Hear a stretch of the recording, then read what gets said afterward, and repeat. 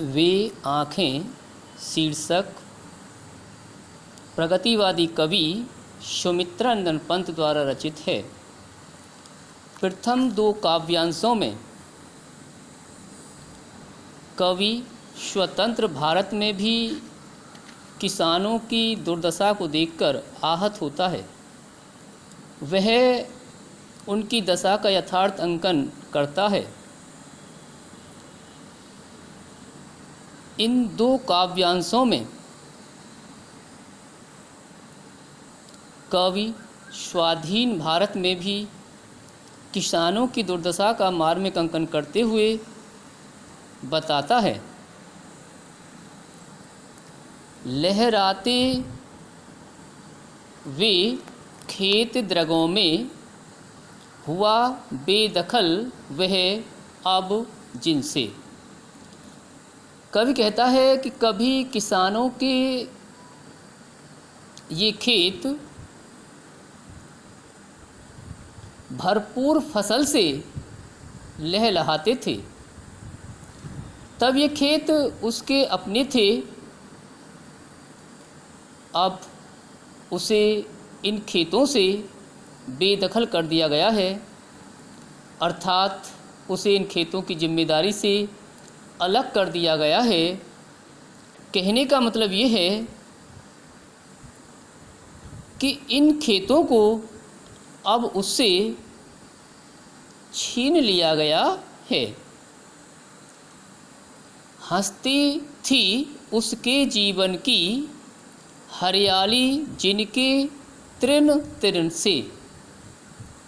इन खेतों में फैली जो हरियाली थी, उस हरियाली के एक एक तिनके में इन किसानों के जीवन की हंसी झलकती थी। ये खेत ही उसके जीवन की खुशहाली के आधार थे। आज उन्हें इस खुशहाली से वंचित कर दिया गया है, अर्थात हरे भरे उन खेतों को उस किसान से ले लिया गया है, छीन लिया गया है। आँखों में ही घूमा करता वह उसकी आँखों का तारा, कारकुनों की लाठी से जो गया जवानी ही में मारा। जमींदार के कारकुनों ने लाठी मार मार कर इस किसान के इकलौते बेटे को मार दिया था। कारकुनों का मतलब होता है जमींदार के नौकर, अर्थात जमींदार के नौकरों ने लाठियों से पीट पीट कर उस किसान के अकेले बेटे को मौत के घाट उतार दिया। वह किसान अभी भी उसकी याद में रोता रहता है। इसकी आंखों में अपना प्यारा बेटा घूमता रहता है,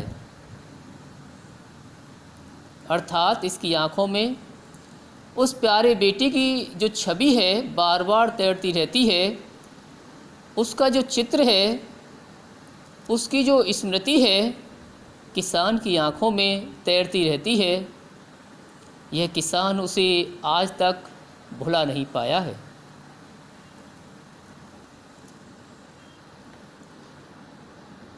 कवि उस घटना का मार्मिक चित्रण करता है जिसमें किसान को उसके खेत से बेदखल किया गया था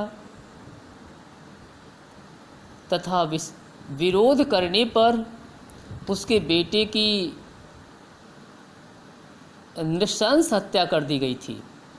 बड़ी कठोरता के साथ, बड़ी निर्दयता के साथ हत्या कर दी गई थी। यह सारा काम जो जमींदार थे, उस जमींदार के कारिंदों ने, अर्थात जो नौकर थे, उन्होंने किया था।